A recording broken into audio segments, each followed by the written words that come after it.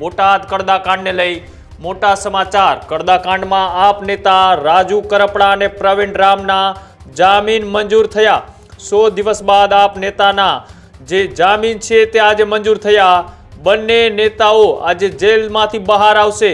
હળદળ ગામે યોજાયેલ મહાપંચાયતમાં બની હતી ઘટના। હળદળ ગામે યોજાયેલ ઘટનામાં 70 થી વધારે લોકો સામે ગુનો નોંધાયો હતો।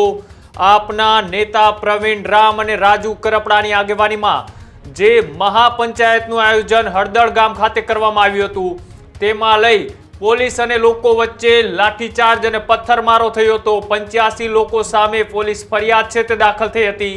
એક બાદ એક લોકોના જામીન છે તે મંજૂર થયા હતા અને અંતે આજે બે આમ આદમી પાર્ટીના નેતા રાજુ કરપડા અને પ્રવીણ રામના પણ જામીન છે તે મંજૂર થયા। બોટાદ કોર્ટે આ મામલે આજે સુનાવણી છે તે હાથ ધરી હતી। સુનાવણીમાં બંને નેતાઓના જામીન છે તે આજે મંજૂર કરવામાં આવ્યા।